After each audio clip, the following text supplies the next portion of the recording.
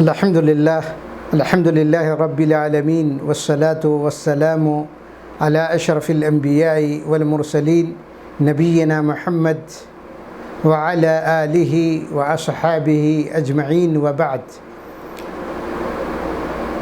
أخرج الإمام مسلم رحمه الله تعالى في صحيحه من حديث أبي هريرة رضي الله عنه أن رسول الله صلى الله عليه وسلم قال: إذا مات العبد انقطع عمله إلا من ثلاث: صدقة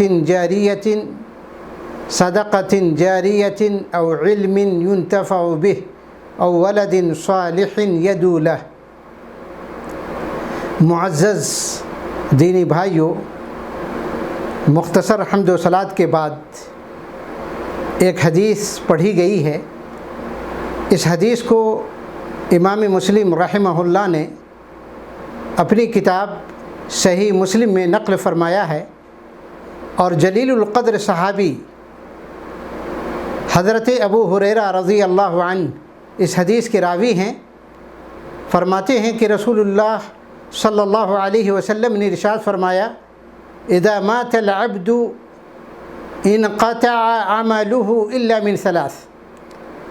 جب بندہ فوت ہو جاتا ہے، اس حدیث میں لفظ ہے اذا مات العبد، لیکن ایک اور دوسری روایت میں ہے اذا مات الانسان انقطع، اور بعض روایت میں ہے اذا مات ابن آدم.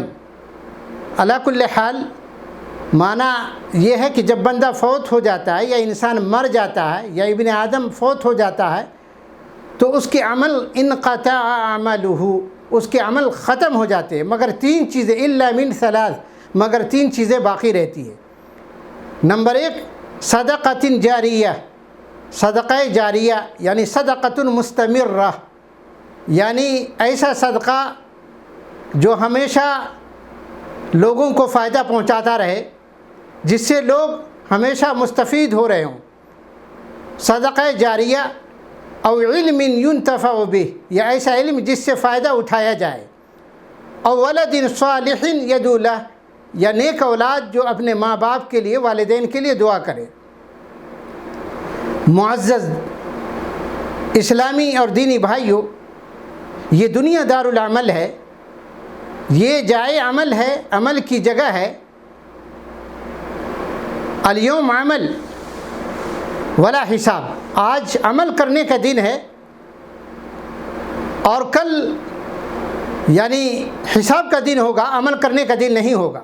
اس لیے یہ دنیا دار العمل ہے اور آخرت بدلے کا مقام ہے، دار الجزا ہے.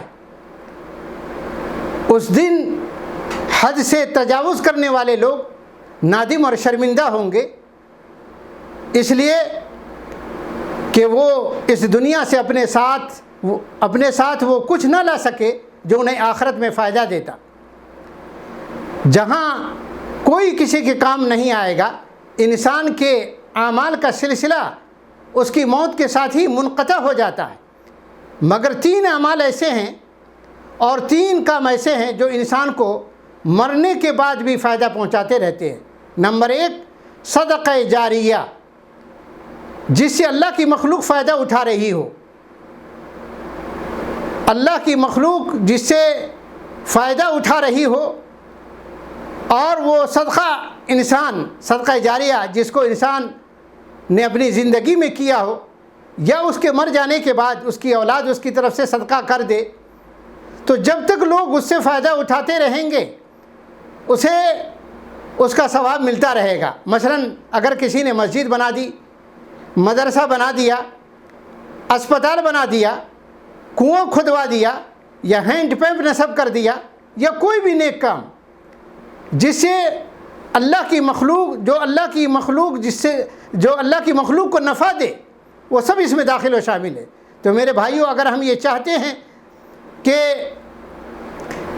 مرنے کے بعد بھی ہمارے عمل کا ثواب ہمیں ملتا رہے، تو دنیا میں صدقہ جاریہ کر جائیے. دوسرا عمل، اللہ کے نبی صلی اللہ علیہ وسلم نے فرمایا علم ينتفع به او علم ينتفع به، ایسا علم جس سے لوگوں کو فائدہ پہنچے یا جو لوگوں کو فائدہ دے. یعنی قرآن اور حدیث کا علم ایسا علم جس سے اللہ کے دین کی روشنی پھیلے. مثلا کسی نے کسی کو قرآن پڑھنا سکھا دیا, قرآن کا ترجمہ پڑھا دیا, حدیث پڑھا دی. قرآن اور حدیث کی تعلیم اور تدریس اس میں شامل ہے. یا ایسا علم جو قرآن اور حدیث کو سمجھنے میں معین و مددگار ہو. یا ایسی کتاب لکھ دی جس کو پڑھ کر لوگ ہدایت حاصل کرے. تو جب تک یہ فیض جاری رہے گا, مرنے کے بعد بھی اس کا ثواب اسے ملتا رہے گا. مثلا امام بخاری رحمہ اللہ, امام مسلم رحمہ اللہ, علامہ ابن کثیر الدمشقی, امام احمد ابن حنبل, انہوں نے کتاب لکھی مسند احمد ابن حنبل یا صحیح بخاری وغیرہ. جب تک لوگ اس کو پڑھتے رہیں گے اور اس سے فائدہ اٹھاتے رہیں گے, اس کا ثواب امام بخاری رحمہ اللہ کو, امام مسلم رحمہ اللہ کو, یا جن لوگوں نے بھی اسلامی تعلیمات پر مشتمل تالیفات, کتابیں یا تصنیفات تحریر کی ہیں, سب کو مرنے کے بعد ان کی تالیفات کا, ان کی کتابیں لکھنے کا جب تک لوگ اس سے فیضیاب ہوتے رہیں گے, ثواب ملتا رہے گا. اسی طریقے سے میرے بھائیو, ولد صالح یدعو لہ, نیک بچہ, نیک اولاد جو اپنے ماں باپ کے لیے دعا کرے. نیک اولاد کا معیار کیا ہے؟ نیک اولاد کا معیار اور نیک اولاد کی پہچان یہ ہے جو اللہ اور اس کے رسول کی مطیع و فرما بردار ہو, جو وہ کام کرے, ان کاموں سے اجتناب کرے جن کاموں سے اللہ اور اس کے رسول نے منع کیے, وہ کام کرے جن کو اللہ اور اس کے رسول نے حکم دیا ہے, جن کاموں سے روکا ہے اس سے رک جائے. نیک اولاد اگر کوئی نیک کام کرتی ہے تو وہ بھی ماں باپ کے کھاتے میں چلا جاتا ہے, اور وہ بھی والدین کے لیے موجب ثواب ہے اور ثواب کا باعث بنتا ہے. یا ماں باپ کے لیے وہ دعا کرے تو نیک اولاد جو ہے ماں باپ کو, نیک اولاد کی دعا ماں باپ کو مرنے کے بعد والدین کو اس کا ثواب ملتا رہتا ہے.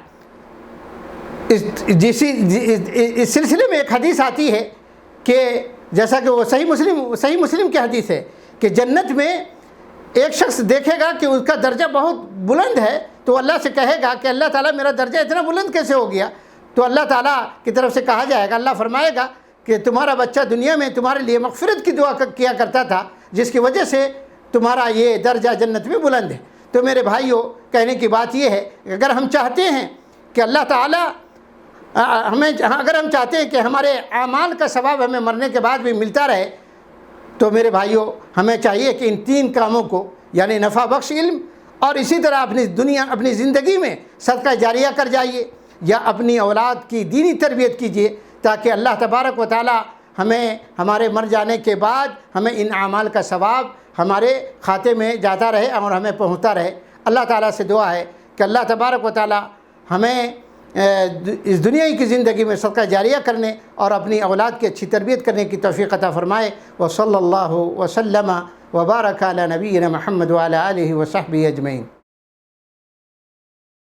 بدعمكم تستمر دعوتنا.